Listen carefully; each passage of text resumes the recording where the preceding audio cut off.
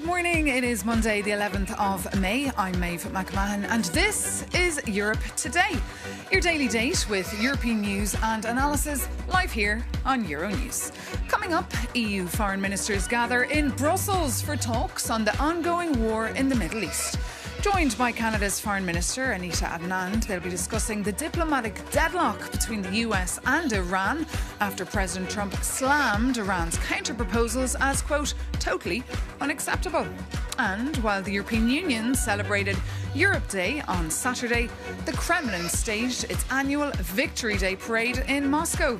President Putin defended Russia's full-scale war in Ukraine. He criticised NATO and also hinted that the conflict could be nearing an end. We'll debunk his speech. And Hungary has a new Prime Minister. In an inauguration ceremony that took a rather lively turn, Péter Magyar was sworn in to lead the country for the next 4 years. Excitement levels were so high that the stage literally turned into a dance floor. And the World Health Organization says there's no cause for panic after a cruise ship linked to the hantavirus outbreak docked in Tenerife. Passengers must remain, though, in quarantine for 42 days. But foreign ministers are huddling, as I said, in Brussels today, just while Russia's Vladimir Putin has said he's ready to meet Ukraine's President Zelensky to discuss ending the full-scale war. For the latest, we can bring in now our Ukraine correspondent, Sasha Vakalina. Sasha, is there any evidence to back up this statement, what Putin said, that he's ready to end the war?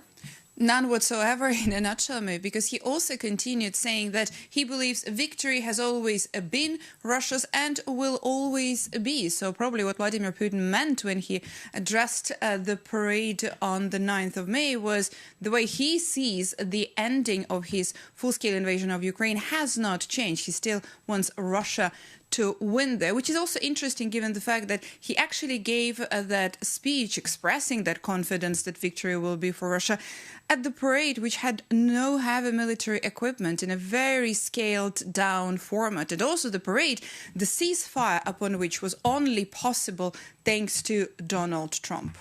And tell me, was there anything new in this statement that he said apart from that? There were a couple of aspects. And first of all, there was the fact that Putin actually said that he would be willing somehow to meet Volodymyr Zelensky. This is the first time that he actually says that. And there are a few interesting things about it. First of all, even the fact that he admitted that he would be willing to do so, because for years now, Putin has not been even recognizing Zelensky as president of Ukraine. So that's already a new thing there. And also he said that the meeting could possibly take place in a third country. And this is indeed crucial. Now, Putin said a meeting in a third country is also possible, but only once final agreements have been reached on a peace treaty for a long-term historic perspective to take part in this event and sign treaty, but it must be a final step. Now, one of the countries that I would like to mention right now would be Azerbaijan, because on the 25th of April, Volodymyr Zelensky visited Azerbaijan, and standing there next to President Aliyev, he actually said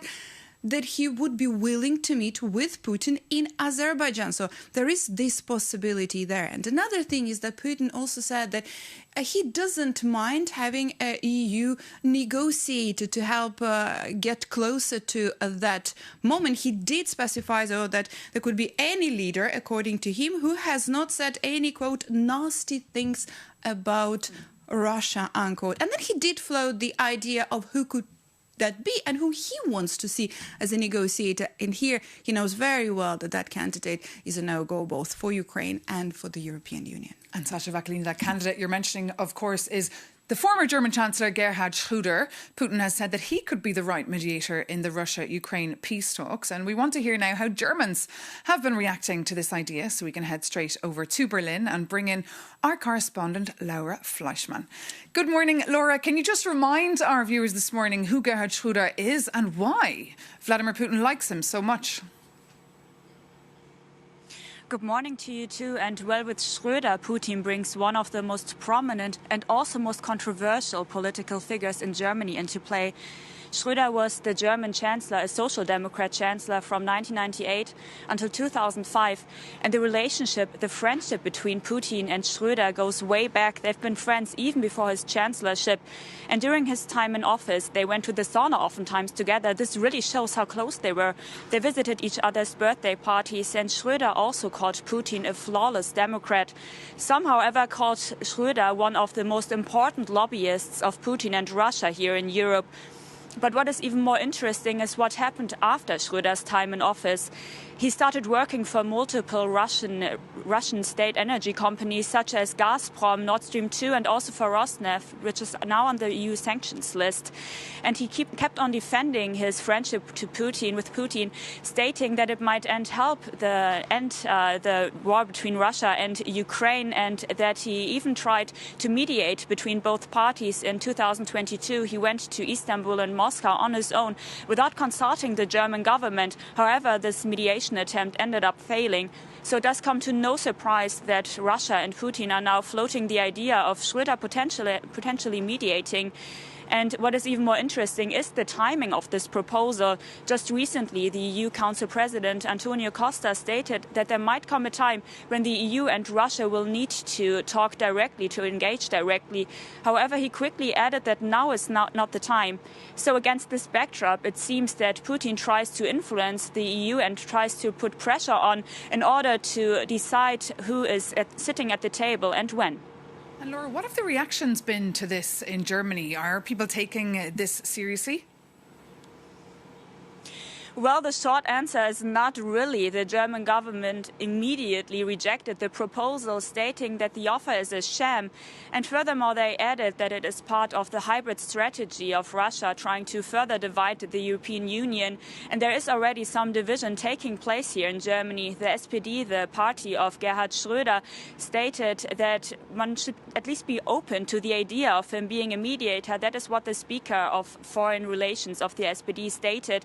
But in the past, the former party co-president of the SPD stated that Schröder is not really a statesman anymore and that he is more of a businessman pursuing his business interests. But what is even more important is whether Ukraine would even accept Schröder as a potential mediator, which is of course unlikely, since Ukraine will likely not see Schröder as a neutral who serves both sides. So to summarize, Berlin sees this more as a political act and less as a genuine peace initiative.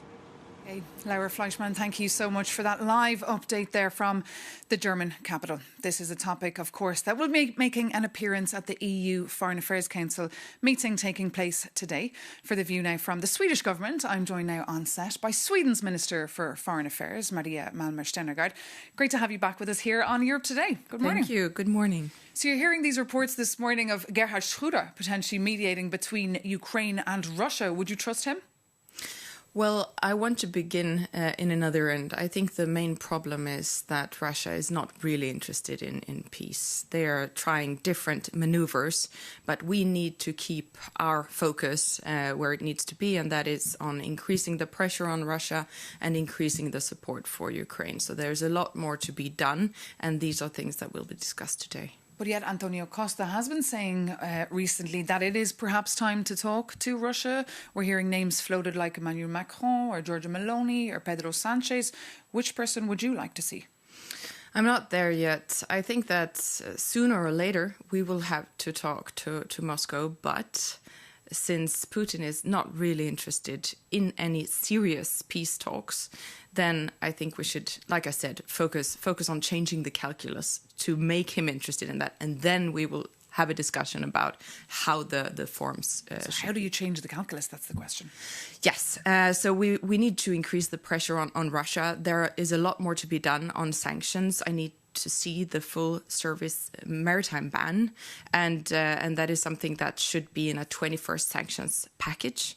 And then we need to increase the support for Ukraine. I'm very pleased that we agreed upon the 90 billion euro loan, but this cannot be an excuse to do less bilaterally. So we need to continue to support Ukraine bilaterally and then add those 90 billions. Then that will make Ukraine a lot stronger. And we see how Russia is getting weaker and weaker, having problems recruiting new soldiers. And look at the big victory day, that was a very small victory day with no display of military hardware because the Kremlin was afraid of Ukrainian drones. And just bring us inside the council meeting today. How has the mood changed with the new government in Hungary and a new Hungarian foreign minister, Anita Orban? She won't be there today physically because she's having her hearing. But of course, will things change now when it comes to Ukraine? Well, I think there are a lot of more smiles in the room nowadays, and better possibilities for Europe to be stronger and to act more swiftly, which is absolutely necessary, not only to help Ukraine, but also to make sure that the EU becomes a stronger Europolitical player, geopolitical player. And yes, I'm very hopeful that with the new Hungarian government, we will be able to make those decisions that are absolutely needed for Ukraine. But we'll see what happens in Bulgaria. And on your plates, of course, today, the diplomatic deadlock between the US and Iran. It feels sometimes like the EU is just staring at the Strait of Hormuz with absolutely no say in the matter and just hoping the problem will go away. Well, we are preparing for the next phase. So once we have a lasting ceasefire or a peace, then that is the time when Europe should bring assets and make sure that we keep the strait open, because that is so important for international trade and also for our growth. But we are not going to enter this war during these circumstances, but we are preparing, and that is very important because we want to contribute. You want to contribute. And of course, you're opening a spy agency, I believe, in Sweden as a reaction to the full-scale war in Ukraine. Tell us about that. And do you have the voters on board, given this year you have big elections as well in Sweden? We have big elections. There is going to be a vote this summer on the new agency. I am convinced that this is something that should have been done a long time ago. We are now members of NATO. We align ourselves much more with the services of other countries. We need to develop technology a lot more, become better at looking into open source intelligence, and all of that is on the plate of the new agency. And on those elections taking place, Israel-Sweden relations will also play a big role. We know that Sweden did recognise the state of Palestine, but this decision could be reversed. Which camp are you in here? No, I think that we should not reverse that. I mean, we made our decision, and people should be able to trust our decisions when it comes to foreign policy. So I don't see that there will be a change in that regard. However, I see the necessity to put more pressure on Israel because we are so worried about the development in Gaza. Not a lot focus there right now because there is so much going on in the rest of the world, but the situation is still horrible for people living there, and the situation on the West Bank is deteriorating. So we need to put more pressure on it. And today you could sign off on sanctions on violent settlers in Israel. I hope we will be able to do that, but we should also move forward with sanctions on extremist ministers in the Israeli government. OK, Minister, a lot, of course, on your plates today at that foreign ministers meeting, as always. Thank you so much for coming in to us. But now, moving on, Brussels is still digesting the outcome of the local elections in the UK last week that saw the former Brexiteer Nigel Farage rise through the ranks. 10 years on since the Brexit referendum, the question now is what this result will mean for EU-UK ties and, of course, the political future of Labour's Keir Starmer. Our Jakob Janis takes a look. To the victor go the spoils. Nigel Farage's pro-Brexit Reform UK party became the biggest winner of last week's English local elections, gaining over 1,400 council seats. We have absolutely stormed it. These are historic results. And as they were mostly gained from Labour, all attention turned to its leader. And I take responsibility. When voters send a message like this, we must reflect and we must respond. But is his time in number 10 already on the clock? Despite a massive Westminster majority, last Thursday's local election battering has left Starmer on notice. And ironically, this majority makes him easier to criticize. His own party members feel safe breaking ranks because the government is not at immediate risk of falling. And ousting a Labour leader is much harder than a Tory. According to the Labour Party rulebook, rivals need 81 MPs to go public, just to trigger a vote. And while the trade unions and party members stay quiet, Starmer holds a structural shield that makes him safer than the headlines suggest. And with Britain's economy hurt post-Brexit, Starmer is pursuing a high-stakes pivot. At a recent summit in Armenia, he opened talks to join the EU €90 billion loan for Ukraine. And it seems to be a cash-for-plate strategy. The UK helps to pay the interest in exchange for British defence firms accessing EU contracts. Ultimately, Starmer's future depends on how the next election is framed. If the conversation stays on the economy and closer ties to the EU, he's more likely to stay in power because public sentiment on Brexit has soured. But if the framing shifts to migration, Nigel Farage and Reform UK hold the advantage. And for now, the English public is left to see whether his grand vision for the country can survive a stark reality of local politics. Jakob Yanis there on a story that's been closely watched here from Brussels. But now, just over 1 month or under 1 month after historic elections, Hungary's new Prime Minister, Péter Magyar, was sworn in on Saturday in Budapest, bringing an end to Viktor Orbán's 16 years in power. Tens of thousands of Hungarians gathered outside the iconic Parliament building in Budapest to celebrate the moment. For more now on what challenges face the new Prime Minister, I'm joined by our Hungarian correspondent, Sándor Zsiros. So we're looking at those pictures there that quite frankly resemble a festival or a big, huge party, but huge expectations now on Péter Magyar. Their voters are euphoric, but the question, will he be able to deliver? Tell us more about this moment.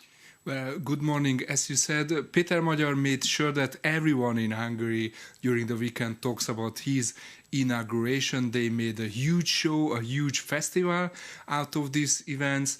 There was a children's choir playing in the chamber. Some deputies were crying. The minister was dancing. Péter Magyar made even the DJ. And then overnight there was a huge festival, a huge fiesta celebrating the end of the Orbán's government and the start of the new government. Now for the substance, Péter Magyar said that this is not a simple change of government, but a change of system, and he's opening a new era in the Hungarian history. He criticized Orbán for his corruption, and he warned for investigations against him. He also called for resignation of the Hungarian president, Tamás Súlyog, whom he called a puppet of Orbán, and he called for a new style of governance in Hungary. Let's take a listen of what he said.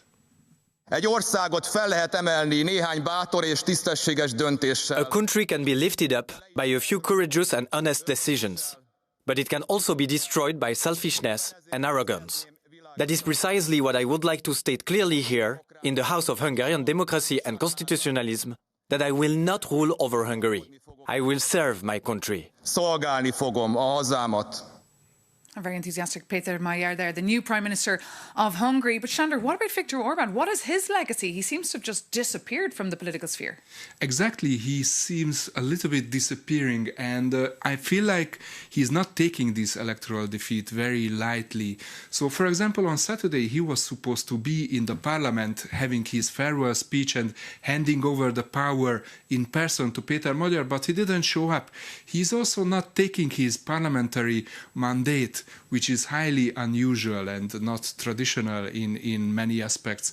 But Orbán wants to continue his fight. He wants to stay as a head of the Fidesz party. He wants to reorganize Fidesz party, but there are cracks already on his legacy, and what we call the Orbán system is already cracking. There are many investigations running already against his associate, for example, for corruption or misuse of power. Many of his associates are trying to change sides and trying to get connected to the new government. And what is really remarkable, Orbán's media machine is largely silenced. All of these pro-Orbánist voices in the Hungarian media are disappearing. Okay, Sándor Zsiros, thank you so much for those insights. And we can read, of course, longer reads from Sándor Zsiros on the challenges now facing Péter Magyar. But that does bring this Monday's edition of Europe Today to an end. Thank you so much for tuning in. Do reach out to us, drop us a line, tell us what you thought, or if you've any questions or comments, europetoday@euronews.com. That is our email address. Take care. Thanks again for watching, and see you very soon here on Euronews.